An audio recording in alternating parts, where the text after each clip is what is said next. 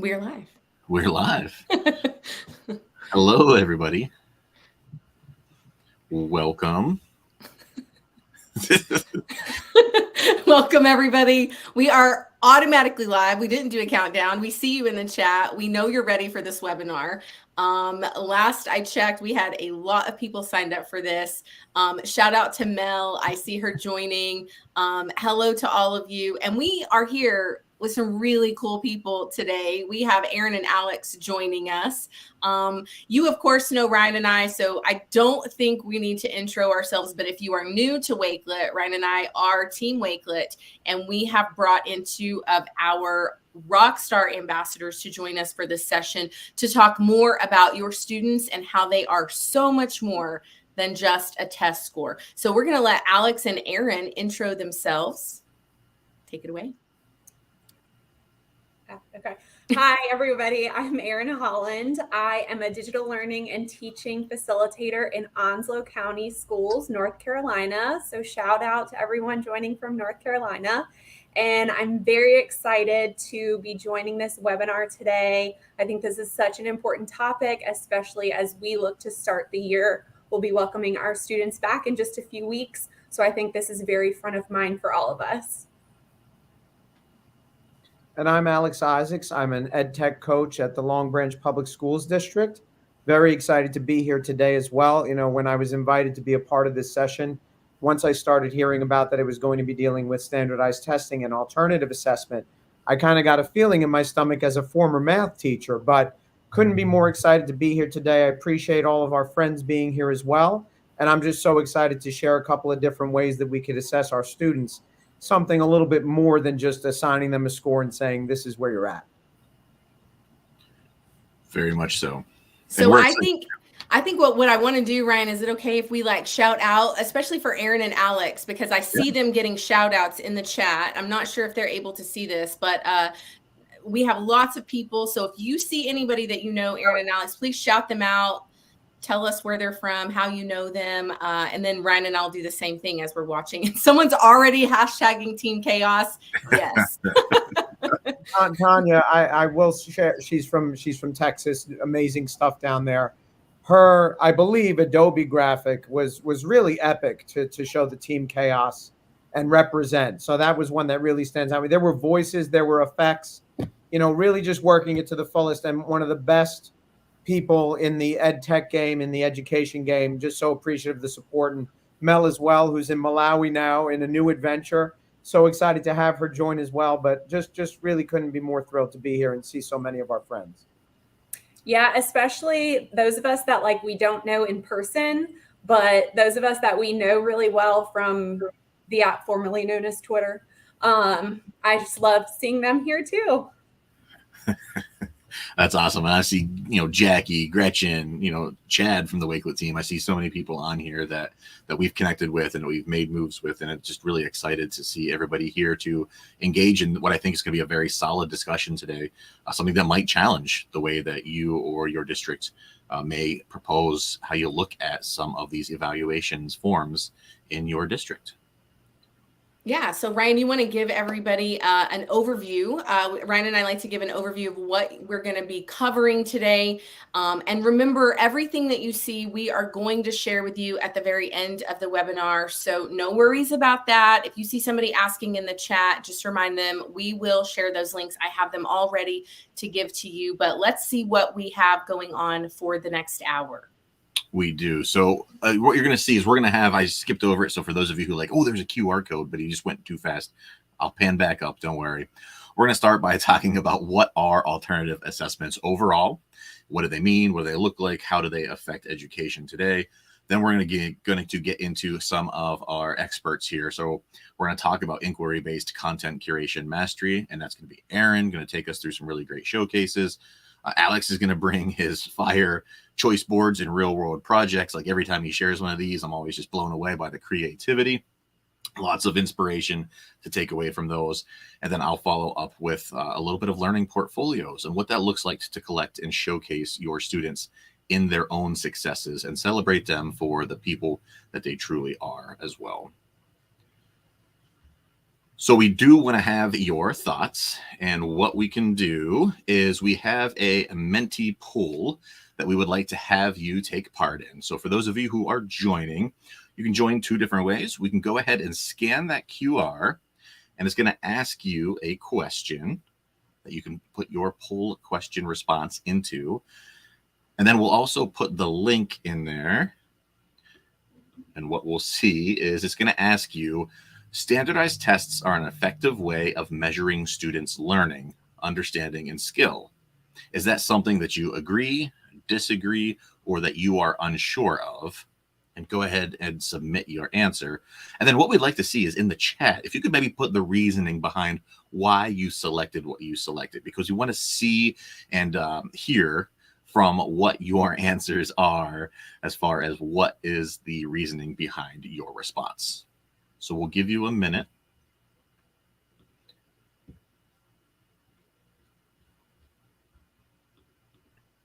Yeah, and there's that QR code. Just scan the QR code, then you'll be able to answer that question. We're interested to hear what you have to say about standardized tests. And I love that Jennifer is already hopping in and starting the conversation. She says she's unsure because it is only one way of measuring. And I love that, Jennifer. Thanks for leading that conversation.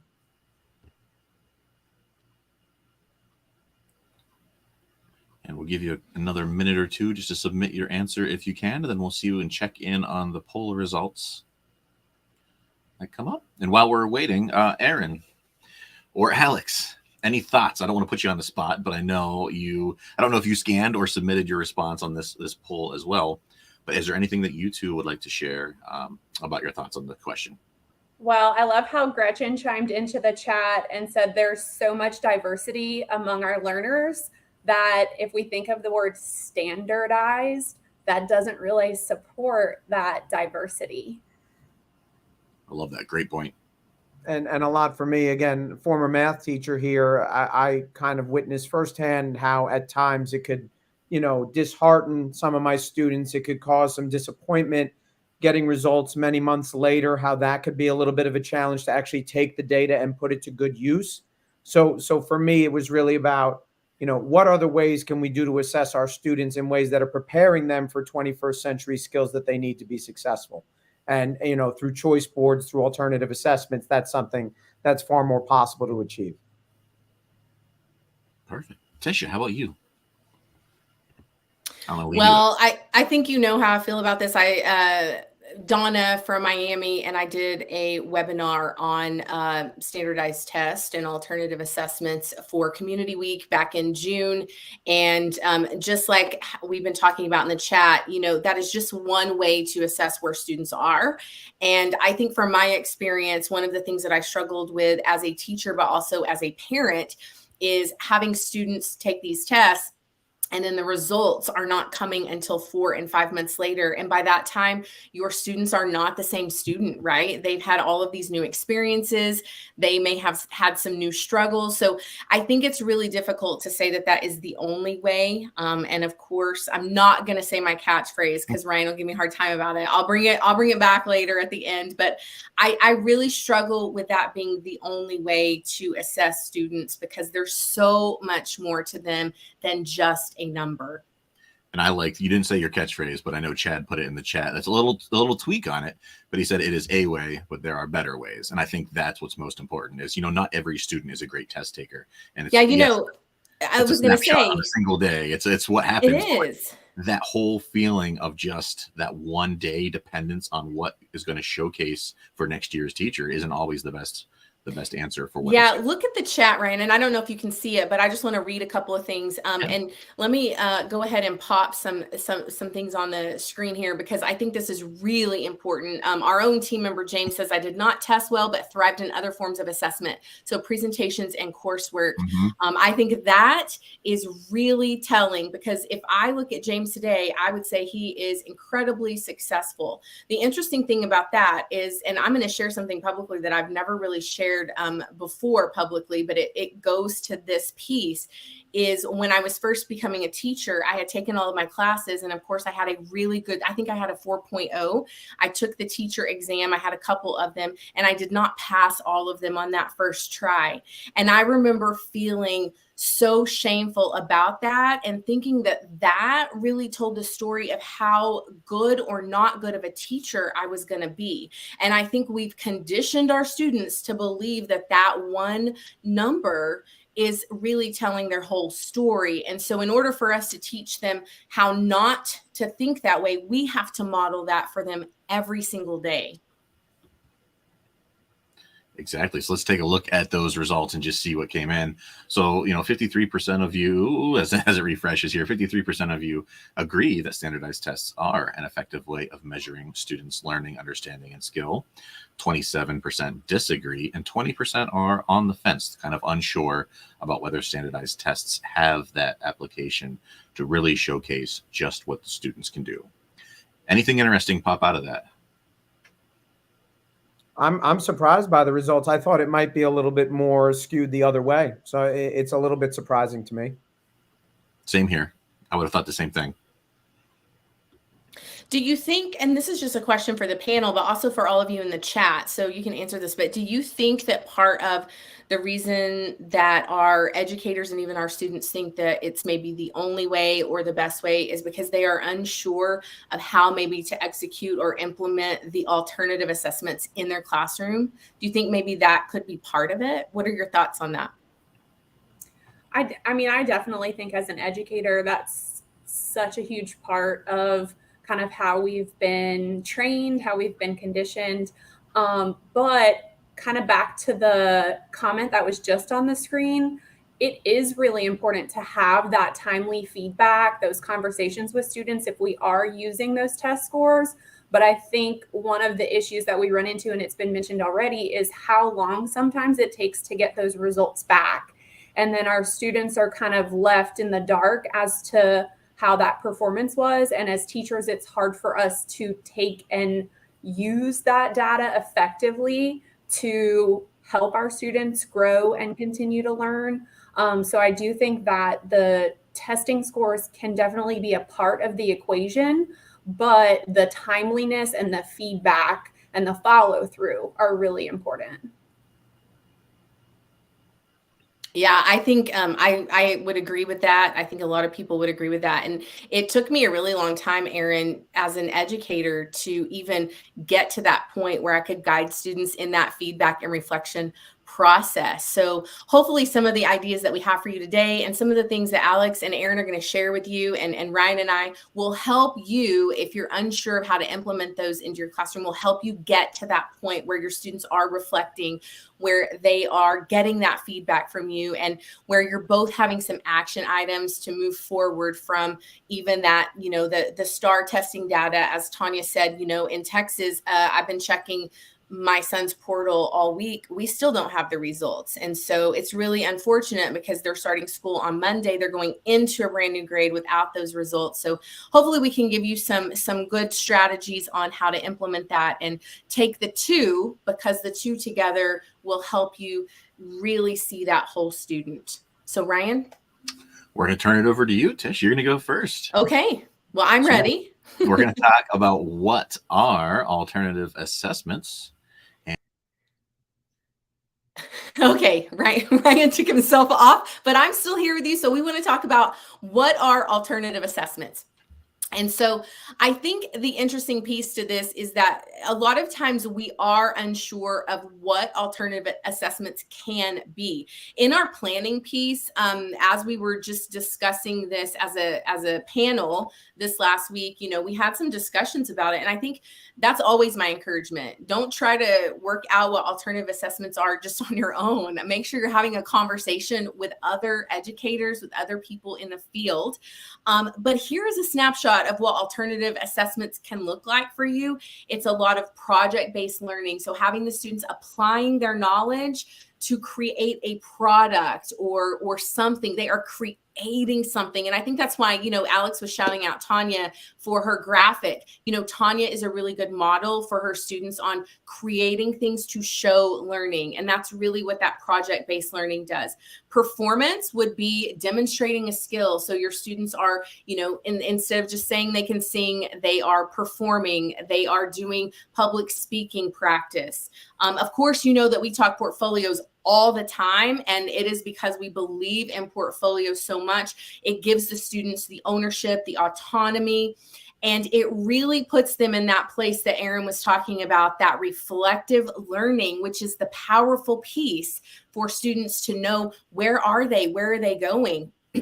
And then, of course, presentations. I'm sure everybody on the panel today would tell you that we can't get up here and even talk about what we're talking about without presenting and discussing what we're going to talk about and practicing that, because it doesn't just come naturally. So your students, the same way, have them do presentations. If they're presenting on it in any capacity, they are learning that material. It forces them naturally to get in that space.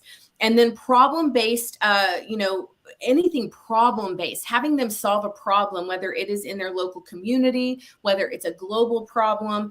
And yeah, Jennifer, we're going to talk podcasts and infographics and scripts. I'm going to show you that. I'm going to have Ryan actually go ahead and scroll down for us. The next graphic, and shout out to Elle on our team for making this graphic for you. And she's brilliant. She takes all of my text and makes it look really, really good. But you can see, real world problem solving, like I said, learning portfolios, student-led interviews, which would be the podcasting, but it also could be in-person interviews. You could have video recorders there doing that, but it could be microsites and progress tracking, and everything that you see here is for your students. It also could be used for you as well, because don't forget, you are also a learner and you also want other ways to show that you know what you're doing. So I think these are really, really reflective of both you and your students. But this is just a quick snapshot of what alternative assessments are. And of course, it is not the entire list. I have put some research below that.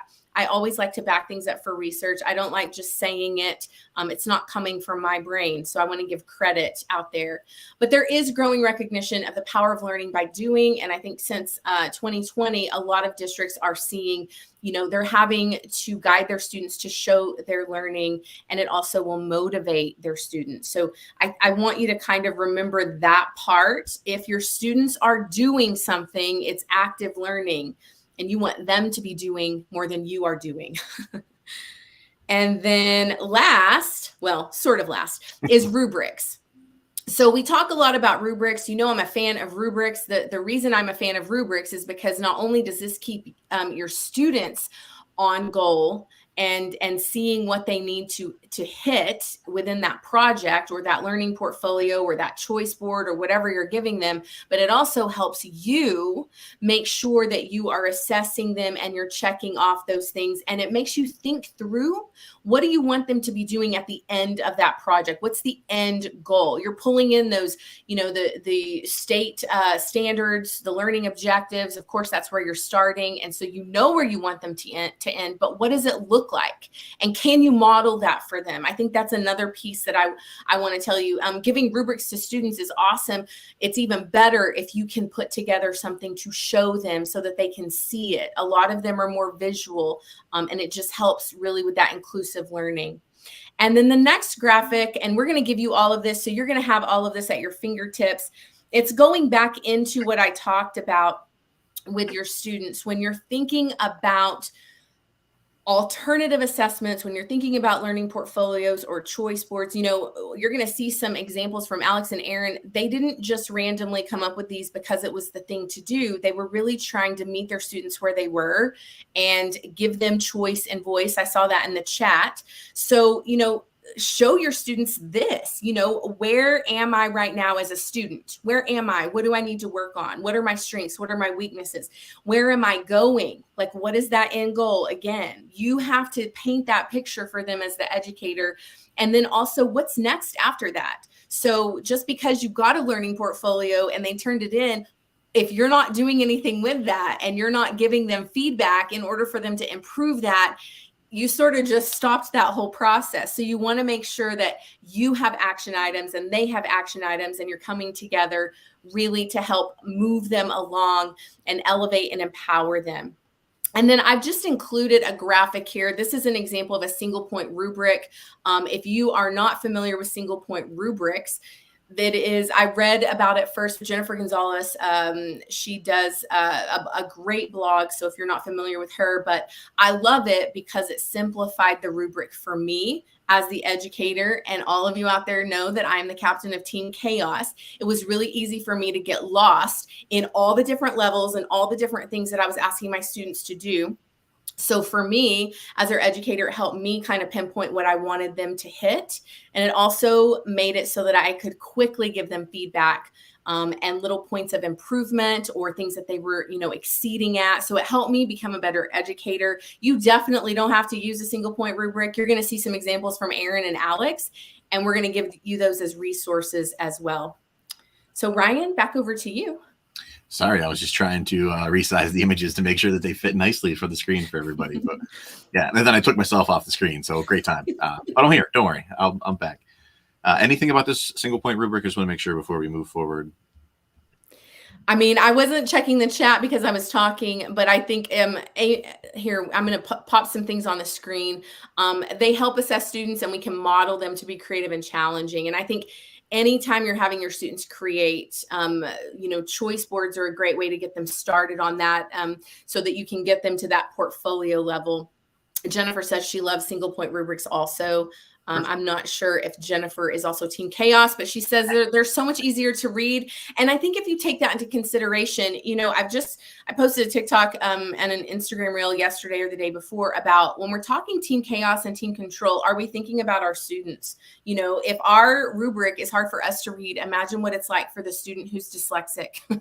Imagine what it's like for the students who have cognitive overload and can't even get past that first column. So I just really like the idea, and it helped me be better. So if I was better, I felt like my students were better. Ryan, did you ever use single point rubrics? I did. And I often thought like rubrics were helpful for our students because they kind of provided that map, like that story of where they're headed, where they want to see at the end point. They knew what they're going to be, evaluated on. And I think that helps because even as educators, whether you're using the Danielson framework or anything else, at the end of the year when your evaluation comes along, you know what you're going to be evaluated on. And how stressful would it be for you if you were just teaching all year long and you were told to, make a portfolio for your professional year, but you didn't know what they were looking for? And I think most of us, even Team Control versus Team Chaos, we would still be working together on that to be like, what do we put in this thing? We have no idea. What am I going to look at? What are my strengths? What are my weaknesses? So I think always identifying that a rubric could be helpful. It's a guiding light. It's that pointful map that helps point people in the right direction, that just says, this is what you're going to be looked at. This is what's going to be evaluated on. And it provides the stepping stones for them to be successful.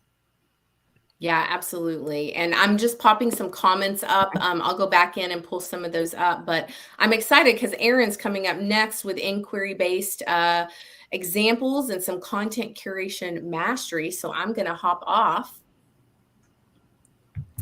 Hi, everyone. I definitely wanted to kind of highlight something that Tisha mentioned about the rubrics and the fact that they give our students the chance to improve. And I think that's really important when we're talking alternative forms of assessment, because if we think about those traditional standardized tests, especially the ones that we give at the end of the year, there is no room for improvement at that point.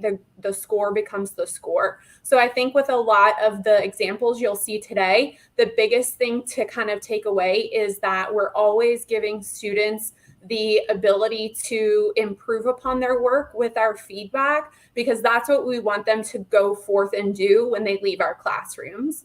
So some of the examples that I am going to share with you today are just ways to try to help our students demonstrate their mastery, but in a form that maybe is a little more engaging for them, kind of meets their interests, meets where they are, but then maybe also mirrors something that they might go and do outside of school when they go into their future careers. So the first example I have is a teacher at my high school. Her name is Andrea Mason. She's an amazing science teacher.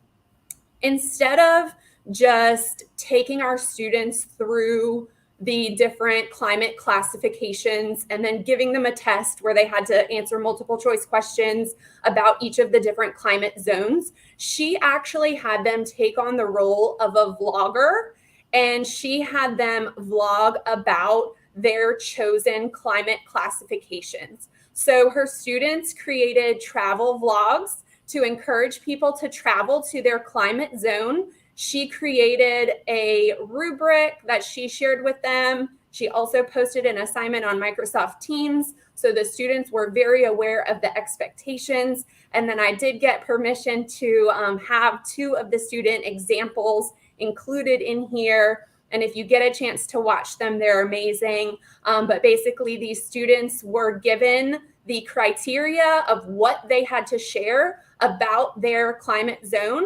And then Miss Mason was able to see that they had mastered the information. They had met those learning standards, those learning targets, just based on their video. So as you can see here, Ryan's pulled up the criteria that they had to include in their vlog. And then they did some app smashing with Flip to create this Wakelet collection of their climate vlogs. And then what it did on the back end was it gave the whole class that collection of vlogs. So at the end of it, you have this whole running record of these different climate zones, and the students could watch each other's and learn that information more in depth from seeing and hearing from one another. So this was a great project. The student examples turned out so well. It was so fun and so cute watching their explanations as to why you should travel. But really, ultimately, the teacher could tell just from watching these videos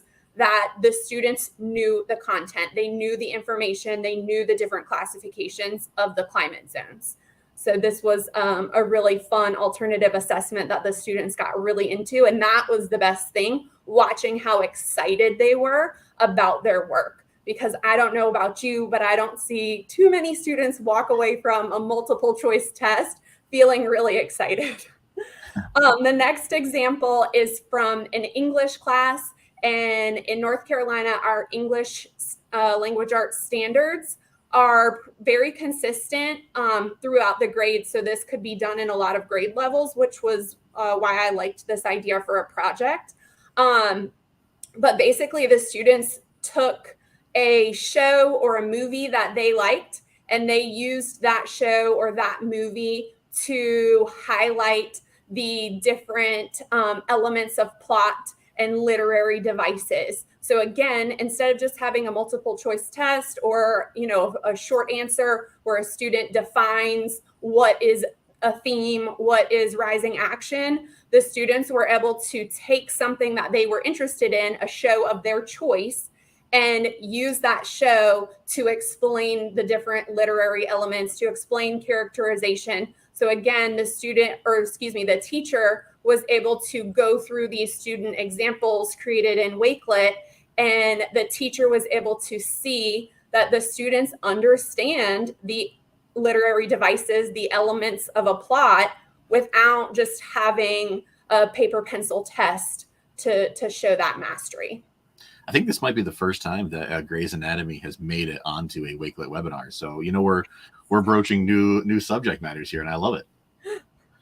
And I just love that the students were able to choose a show that interests them. I love that the Friends example is like the first episode of Friends, which in some ways seems like yesterday, but in some ways feels like so long ago. So our young students are kind of into the things that we've been into for a long time, which is funny. It's a terrific real world example to let them pick and choose something that interests them, but bringing that into the classroom because it really inspires them, right? That meaningful connection to content, again, is something that can't be understated.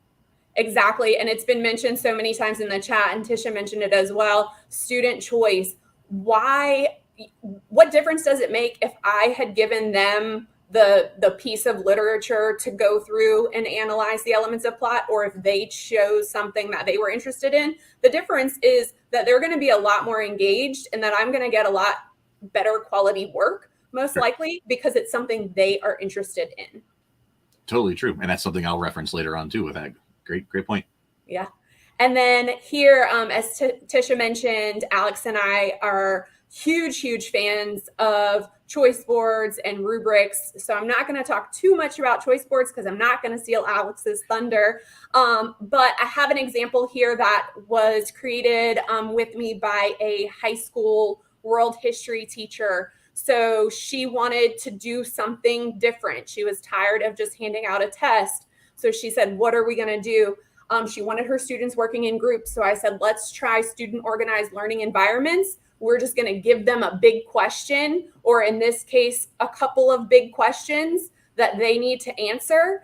And they're going to choose how they present that information. So the students were responsible for the research. The students were responsible for the product. And she gave them this choice menu. There are lots of items on here that they could choose from. So we were trying to make sure that we met everybody's interest, everybody's needs, because that's a huge thing about alternative forms of assessments too. We need to make sure that we're allowing our unique learners to all actually show us their mastery. We don't want them hindered because of the type of assessment we're asking them to do. We want to give them as many options as possible to show that they are mastering the content. And we even had a free choice option so they could propose a product of their own and have it approved by the teacher. So as the students were in their groups, they chose which item on the choice menu they wanted to utilize for their group, whatever they thought would meet their interests and meet their strengths, which is what I love. The students get to demonstrate their strengths as well as their mastery of the content. And then we also provided a rubric to go with it. And I think rubrics become very important when we're talking about alternative forms of assessment, because if you are just starting out with choice boards, or if you're just starting out with alternative forms of assessment, it might feel very overwhelming to have to come up with all of these different options and then figure out how to assess or how to grade every option. But a rubric gives you a way to assess whatever the students are completing in one way. It kind of removes some bias. It also puts all of the expectations out to the students up front so they know what it is they are going to be asked to do.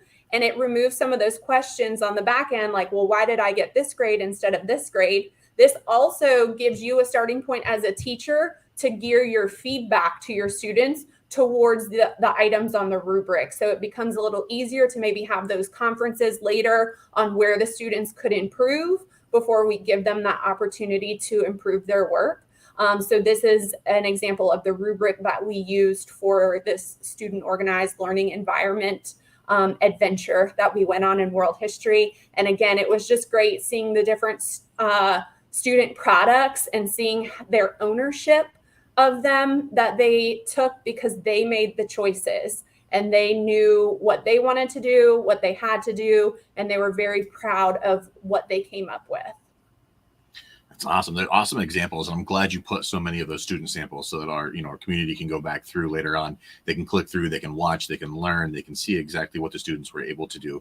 Because a lot of times I'm sure it's come up in the chat and I really can't see the chat because I got a lot of windows going on here.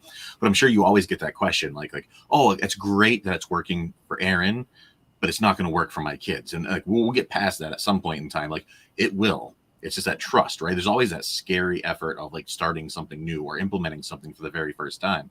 Yeah. But the proof is in those student samples. And you see that students can do a whole lot more than we give them credit for. So I love those examples.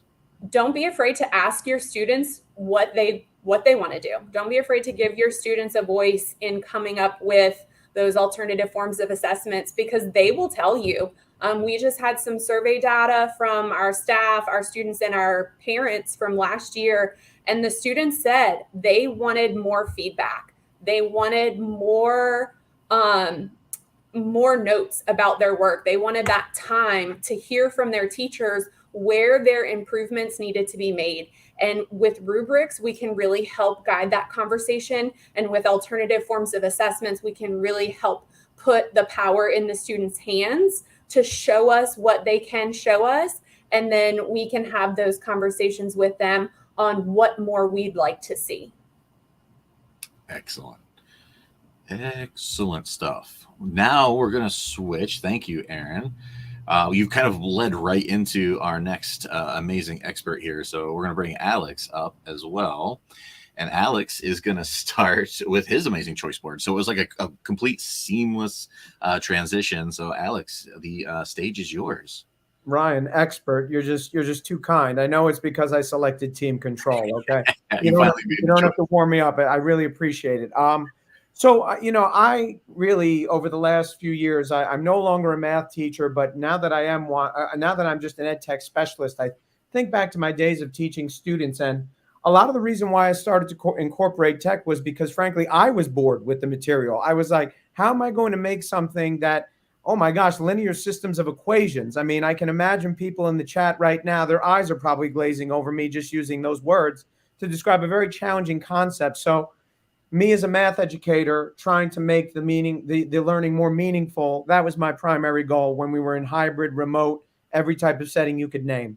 Once I really became more skilled with Wakelet, I really just, it took off with how it allowed me to really accentuate the different types of things that my students were doing well. So Ryan, if you want to click on that first collection, if there's anybody who's familiar with math, although I would venture to say that everybody out there has heard of the Pythagorean theorem, a squared plus b squared equals c squared. It's not a lot to it. So what I really decided to do was I said, okay, here are the learning objectives, here are the student standards.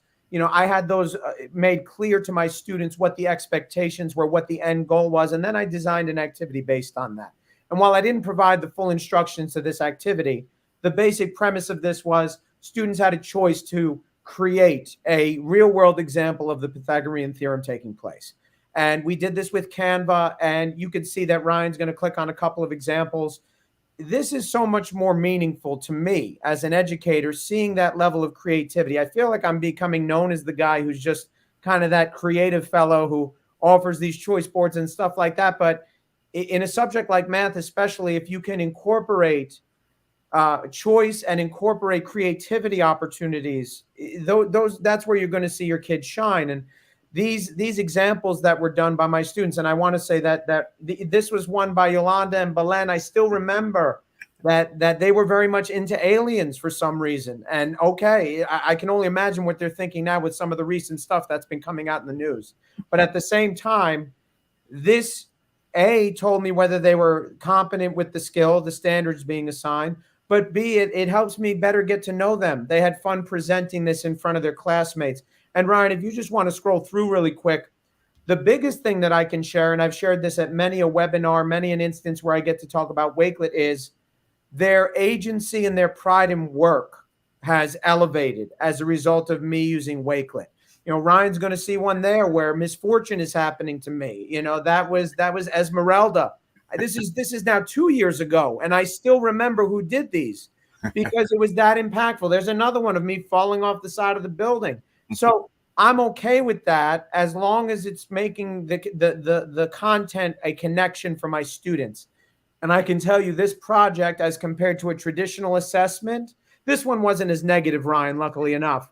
But they went on to my at the time Twitter and took images and removed backgrounds. And I'm not a fan of Roblox, but they did that anyway and made me look like a fool. So this was really just a collection that allowed my kids to shine, where I gave them that choice, scored them with a rubric based on their ability to follow a set of instructions, and I couldn't be more proud of them, of my Rockets at my previous school in Red Bank.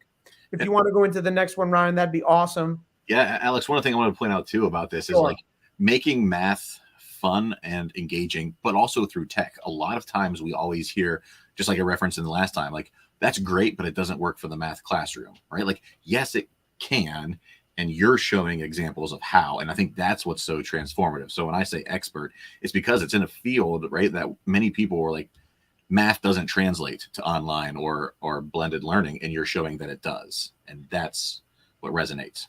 It's really, for me, it's about being imaginative. Showing your creativity will hopefully get others to be involved as well. Now, this is a timeline template that I created recently. If you're assessing your students on the ability to either analyze a set of history or a historical figure or something along those lines, you could do a traditional type of assessment, or you could do a traditional paper and pencil type of timeline, and I'm sure you can make something really amazing. for me, I feel like making it more meaningful. This is one that I app smashed with Wakelet and Moat, where I offered an example collection. I always try to provide that for my students when I was working with them. Ryan, if you scroll down a little bit more in that middle section, you can click on that JFK collection. And if there's anybody who teaches social studies or history, imagine receiving, maybe not to this level because this was my sample, but imagine seeing this in conjunction with some type of wax museum project or a report that you're writing in order to demonstrate that competency in a completely new way while preparing our kids with those 21st century skills that they need to be successful. I took a course on Microsoft Learning that was all about 21st century skills, and it really resonated with me that kids are going to need to know how to use tech. They're going to need to know how to collaborate and critically think. AI is all the rage, but without that ability to critically think and collaborate with one another, regardless of demographic or circumstances, our kids are going to have a tougher time acclimating to the work world, to the collegiate world, to the academic world. So I feel very passionate about providing opportunities that allow kids to really show their knowledge in a way that's comfortable for them. And if anybody's planning on doing a timeline project this year, I would love to see you make a copy of this and use it in your own class as well. Those are just some heading ideas that you can add on some columns. It's phenomenal because it's almost like a mini rubric, not necessarily an evaluative rubric, but you're telling them exactly what they need to get started, how they can get those aspects in place. Well, Ryan, and no dissing to any teachers, any administrators out there, but I think that sometimes even we have problems following directions. So anything I could do to make directions more clear, more accessible. I was teaching multilingual learners. I just wanted to make it where they knew exactly what they needed. They could translate as needed. And Wakelet just does such a great job of having everything in one space so accessible.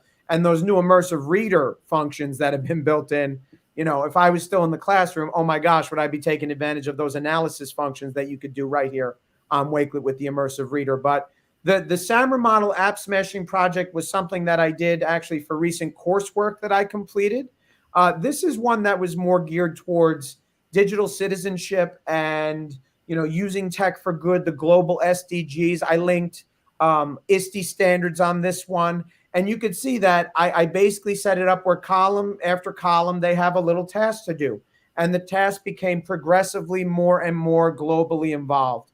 Where by the end of this, if I were in the classroom, if Lois and I get the opportunity to, really build those connections worldwide, we hope to be able to connect classrooms with Empatico or have students join a collaborative flip group or classrooms from around the world join a collaborative flip group where we're sharing why it's important to have one of those pillars be something that we're keeping in mind. Why is it important to be informed in the digital age of media? And then again, developing those 21st century skills where part of that assessment could be an interview with another student from across the world or, just collaborating on a project with a student in their native language or something like that. So, again, I also think that it's important with the Wakelet platform to think about if we're going to just a boring paper and pencil test, is that, I remember Erin saying it near the end of her presentation, is that instilling joy? Is that instilling a desire to want to run through a wall and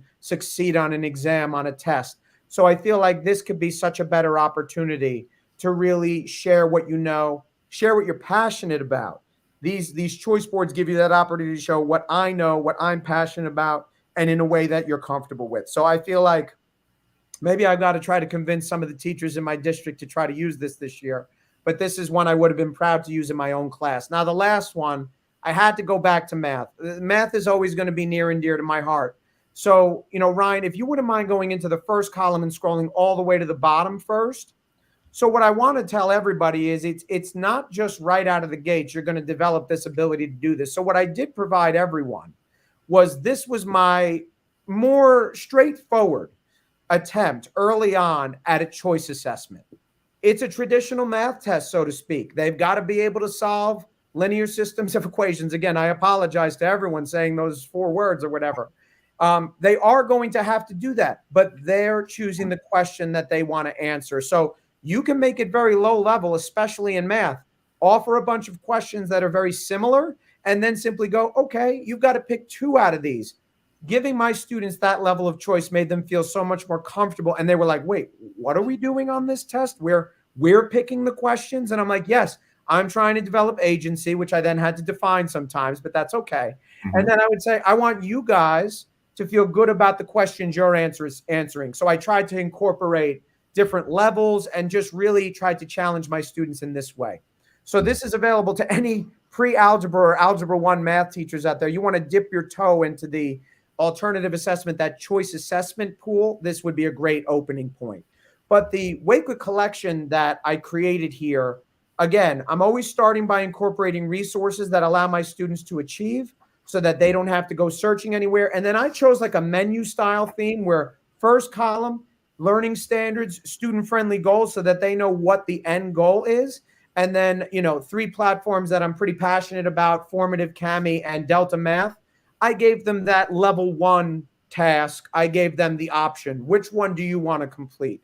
I actually had my kids, the one bit of paper and pencil I was using at this point was either giving them a checkbox of saying which one they did for each part of the menu, or just having them submit that on Google Classroom. So after the appetizer, kind of like lower level, entry level type of work, I then provided them some ed puzzle options where I embedded 4 different choices for them to pick 2 from. Would I want my students to pick the ones that they're less confident with? Sure. But I'm still giving them that opportunity to have those videos embedded right in where they could then go off of those and show what they know in that way and pick the topic at the same time. And then finally, that highest tier, that dessert, although most people feel like dessert is like the best part of the meal. I don't know how my math students would feel about this because these were rather extensive projects. I'm giving them that overarching theme now for them to really prove that they know the concepts by creating their own ed puzzle lesson or completing that Canva mini project. So again, I can't impress this upon everybody enough. This was built over hours and hours of trying to redefine what I wanted for my students. I did not automatically come into Wakelet and go, I'm going to make this, it's going to be amazing. It took a lot of time. It took a lot of feedback from my students. I was always doing Google Forms that were not anonymous. I wanted to know what student felt. At other times, they would be anonymous. I wanted to get their perspective. So I hope that anybody out there, and Jennifer, I appreciate your comment so much. Anybody out there who is trying to really start putting in those creative opportunities, I would encourage you to check out my profile. It's not just math or DigSit. I also have just simple creative opportunity collections. But just really start. If you're a math teacher, try that linear systems of equations choice assessment. And I'm almost guaranteeing that your kids will have a different perspective on math and otherwise. So, love presenting all these collections, Ryan. I felt like that linear systems Wakelet choice board, if Wakelet were to open a restaurant, that would kind of be the scene. That's what I was going for in my own mind. But always excited to present on Wakelet, and I appreciate you giving me the forum to do so, my friend. Hey, the creativity, like I said, it speaks for itself. I love seeing different avenues. I love seeing people being creative and getting the chance to express themselves as an educator, but also bringing that heat, that fire, that passion for creativity into the classroom. Because a lot of times we talk about being passionate and creative in the classroom, but what are we doing to really bring that in? And I think that's what needs to happen. Is we need to provide that avenue, and that's why your stuff resonates so much, Alex. That's excellent. I appreciate that. You got to lead by example, I feel. And I was proud to do that as a math teacher. Now I'm proud to do it as an ed tech specialist in Long Branch. Perfect. So that's going to help lead right into more creativity. And I'm going to pop Tisha up, even though she probably doesn't notice. But I'm going to bring her up as well, just to have another set of eyes on this while I go through and talk a little bit about learning portfolios. And what we talk about when we talk about learning portfolios, we've presented on this numerous times, but we just want to talk about a couple of things. Like, yes, it's reflective. Yes, it's creative, but we're infusing the ability for students to interpret, reflect, and analyze what is the best examples that showcase who they are as a student. And for teachers, it's not like we're just assigning them a project and we're not checking in on it. No, like it gives us that tracking and that piece and those data points to connect from the start of the year to where they at the end of the year. And we connect those dots and say, look at the progression of how much, more your growth has gone, and looking at the ability for students to see that feedback piece. Something that I saw the other day from Matthew Joseph, he was like, WD-40, it's a can of WD-40. And what do we know about that? And I was like, well, it's WD-40. And he's like, it took 40 tries to get the formula right. So no, they didn't get it right on the first time, and they were experts in their field. It took them 39 failed attempts to make that 40th version the best in the way that it is now, and an industry leader. And for students, like, it's important for them to know the portfolio you create first isn't going to be the best one. There's always going to be something that sticks and tweaks, and you're going to be like, oh, you know what? That was a good video, but this is a great video. Or this is a document that I was really proud of. This is an essay I spent a lot of time on, but here's another way to take that to a higher level. So I think it's just that ability to remind ourselves that, you know, we've referenced this before. Aaron said it, and I was like, we'll come back to that, Aaron. So it's a great lead into this as well. But we know when students have that behavioral, the emotional, the attachment to the work, we know they're going to perform better because they have that connection to the work. If I give them a worksheet, it's just done to be done, right? They don't want to do it. They're going to try to do their best maybe, but most people just do it to get it done. And what Wakelet wants to do is take that away from just compliance of doing the worksheet and getting into empowerment. And that's where student portfolios come in. And again, we don't care, but it's the ability for students to become engaged in the content more than just a worksheet, and then translate that around to be empowered by picking the bits and pieces that really fit the best to showcase who they are. And I feel a little guilty, but I'm going to showcase a couple samples, and this one's my daughter's. And I think it's important to showcase this, not because she is my daughter, but for a first grader. She's a first grader. She went hard on Canva as team control. This is a little bit too much for me to handle, so I always get a little nervous showing this. But the idea of her character traits, she had to do a Leader in Me school project. And it was, you know, make a trifold board or a presentation that documents your 3 leadership traits that you've acquired for the year, and one that you still would like to identify and grow on. And it could have been a trifold board. We could have printed it off and pasted it on there and had the old, you know, college try that everybody does. But she's like, I want to try something different. So we put it to the test, and I said, let's try Wakelet. And she was able to go in here, and using her iPad, she was able to narrate and dictate to the iPad so that it would help her type, do things a little bit faster. And she was able to record a flip video. So if you get a chance to go in and dive into this, you can hear my cute little daughter talk about the 3 character traits and what she feels she embodies and how. But it's much more productive for her to talk about that and get that presentation skill and talk about what it means versus just typing it and putting it onto a trifold board.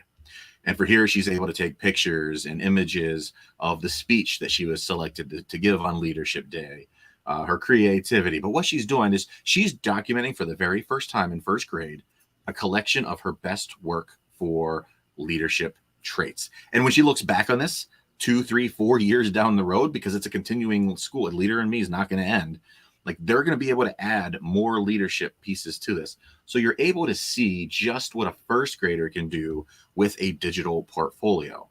I think I'm just going to interrupt you, Ryan, because I know that you are asked the same way that I am, even as an instructional technology specialist or digital learning specialist in a school district. A lot of times there was a lot of doubt with my elementary teachers, my little learners. You know, they weren't sure if they could do that. I think this is a perfect example to showcase that if a first grader can do this, then truly this is going to meet everybody all the way up past, you know, master's and doctorate degree learners. So I think it hits every learner. And I think that's why this is so popular. The chat is going crazy with this example, like always, just because it is really, really powerful to see what she's done on her own.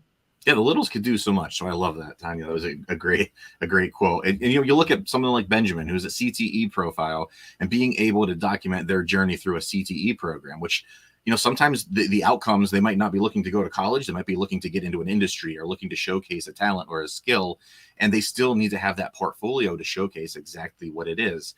And I think it's great because you can pop your videos directly inside, and the videos can live inside of here, or the writing samples that can be brought in and showcase that, you know, the essays are in here. And listen, sorry, my son's running around upstairs. But you can see the ability to pop and peek any kind of work and samples into this portfolio allows to showcase the students what they're made of, right? I mean, if it's a welder, if it's a beautician, if it's a cosmetologist, they need a trait to showcase just how good they are. And Wakelet portfolios or digital portfolios in general just provide that avenue for it. And eventually, all of your Kennedys in your school district, after many years, they're going to get the ability to be like Jenna, where you're in high school and you're making your All About Me collection and you're doing your clubs and you're going to have the best work of everything that you've put together. And then it's going to be time to apply for college. And we know colleges aren't just relying on SAT and ACT scores anymore. So how else do you differentiate yourself from the pack? And being able to put on that college application to share that link right out and pop it right into the college application and say, here's who I am as a student. Here's what I bring. Here's my service projects. I'm more than just what's on the application. And I think that's super important, is that students get that tracking ability from year after year after year. It helps out. I love people are talking in the chat. I can see it now finally for the first time, the controlled chaos of my son upstairs. And then we get to Honora, right? And it's the most polished one that we've shown because it's the longest one that we've seen. And it continues to change and adapt. And I think that's the staying power for those digital portfolios, is once students have that vested interest, going back to that first image that I shared, that behavioral and that emotional interest in what they've created, this is stuck with Honora now that it's constantly being updated. And to the point that every time you come back, you don't know what you're going to quite see inside of the portfolio. But regardless of what's inside of there, you're seeing that progression from Kennedy to Jenna to Honora, with Ben inside of there as well. Like, you're able to see that progression of what students can do. And we just know that students are going to be able to showcase exactly how they want to express themselves with Moat, whether it's videos, audio, arts, upload their images and pictures. They just get so many different ways to showcase what they're all about. Tisha, any last words about portfolios? Well, I think what I want you to remember, and we've kind of all said this, and I think honestly, Ryan, if we can bring everybody up since we're towards the end, I think, start little by little. Like Alex said, you're not gonna right out of the gate know how to do that. Just start with something like what Kennedy did and build upon that. And maybe it's not 10 artifacts. Maybe you just ask them to do 3 artifacts, right? It's all about step by step by step. All of us on this webinar didn't start off right out of the gate creating Alex level collections, right? It really, really took some time for us. And I think this conversation has been really important. The chat, I've been looking at the chat. I have multiple windows up. I know you guys know Team Chaos over here. I also posted a TikTok and an Instagram and a tweet at the same time, Ryan, you'd be happy to know, really talking about how to use Wakelet for your students, be thinking about, how can you meet your students where they are? They are really engaged in social media, whether we want them to be or not. And we can't just say that we are preparing students for their future, whether that is college readiness or career readiness, without giving them the opportunity and the space to create, to fail in a safe space and know that that's okay, and to learn that they're not going to go to work and get a grade. They're not getting a grade, right? They're going to get some feedback, and they need to be able to understand how to receive feedback, but also how to give really good feedback. And any of these alternative assessments, I think, are really, really going to help support you in supporting your students and truly get them ready for their future. So many great examples here. I've been putting the resource link in the chat. So scroll up if you missed it. And I also, while Ryan is telling you what your call to action is, I'm going to put the certificate link in the chat so you have that as well.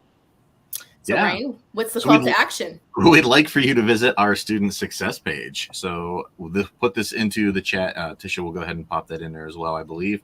But we just want you to understand that students are so much more than a test score. You've seen multiple examples today about how we understand that alternative assessments, can pack a punch to really bring your students' best work to light. We'd love for Wakelet to be a part of what you're doing at your school district. So if you navigate to this website, you can peek and pop around a little bit of some case studies, a couple of different students. You can learn more about what Wakelet has to offer to help support alternative assessments in your district. And you can click the little blue button to book a demo, not just with me, but somebody on the Wakelet team to help go over alternative assessments inside of Wakelet, what comes with our education and Education Pro plans to help support you and your districts, to help showcase that your students are more than a test score and bring their best work to light. Absolutely. So that link is in the chat for those of you that want to check that out and book a demo if you are brand new to Wakelet. I've also put the Wakelet certificate link in the chat. So scroll up for that. You have the resources link. I know you were asking for those rubrics, those collection examples. You want to go copy all of Alex's and Aaron's brilliant collection examples. And I want to remind you, in addition to that call to action, so go book your demo with Ryan so you can learn more specific about portfolios and how students can utilize Wakelet. But I also want to remind you, if you're not part of the community, we want you to join the community. So I'm going to add that link to the chat. And in addition to that link, I am adding a link that even I visit very often and I share out. It is the community.wakelet.com/events page. I've shared that twice, not meaning to share that twice with you. So it's that important. We want you to know about upcoming events because Ryan and I know we have some really cool stuff coming up for you towards the end of August that we want you to be ready for. So, save the date, August 30th, I believe, August 31st, because we have some really cool stuff going. And Gretchen, if it's not working, if that events isn't working, you're going to use that community link and just /events at the end. I'll pop that in as well. Let's see what else we have to talk about, Ryan. Let me see what I've got. We want you to all go follow the socials. So whatever social you're on, Wakelet's going to meet you there, whether that is TikTok, Instagram, Facebook, LinkedIn, YouTube, Threads. X, formerly known as Twitter. And Threads. We're on Threads also if you happen to be on Threads. If you aren't and you are Team Chaos and it's too much for your brain like me, just don't even. But we're there if you are there. We want you to follow Wakelet because we have a cool contest going on right now. And you probably saw that in the chat, Team Chaos versus Team Control. And you have your team captains here with you. I am the captain for Team Chaos. And I will be your captain for Team Control. Yes. And we have our designated team members here now. I am going to beg to differ because I know Ryan and Alex, and I don't think that I just think it's a facade. I think they really want to be on Team Chaos with us. But what you're going to do is you are going to show your workspace, take a photo of your workspace, and we want you to post that on whatever social media you're on and hashtag your team. So Team Chaos, if you're with Aaron and I, and Team Control, if you are with Alex and Ryan. Show us all the examples of how you are part of that team. And what you will do is put yourself in the running to win one of these really nifty bucket hats so that you can join us and take some selfies. You may get confused, though, if you're split personalities like Alex Isaac's down there. He's never sure which team he's actually on. So you're going to see him in different versions of the hat. You see now he's a split personality for Team Chaos and Control. But we want you to participate. Be ready. I know school is starting. You're all getting ready for the new school year with your students. And we hope that this session has really, really inspired you to use alternative assessments in addition to your regular assessments. And we're just really happy that you've joined us. Ryan, Aaron, Alex, what parting words do you have for our guests today? I just wanted to call out, if you are new to alternative assessments, choice boards, any of the things, hit the search in Wakelet and find things that other educators have made. They're there for you. Don't reinvent the wheel if you don't need to. Yeah, I would echo that as well. You don't have to start from scratch. There's already some great collections. And I also just want to wish everybody a great school year, hoping everybody has a successful one. Hopefully, when it does get to that testing time, hopefully our kids do as well as they can, take it seriously, and we do our best to make them have some meaningful learning moments this year. But thank you so much again for the opportunity to be here. It was great speaking with all of you. And don't forget to ask for help. I mean, there's always experts. There's always people around who will be willing to help you, get started, tutorials. They'll pop on a Google Meet. We're all here to support you. The whole Wakelet community is behind you. So for anybody who needs to reach out, we're one community. We'll help you, and we'll help you get started in the right direction with the full support of the team. Absolutely. Thanks for joining us, and we will see you again very, very soon. Bye, everybody. Go Team Control. Team Chaos. Chaos.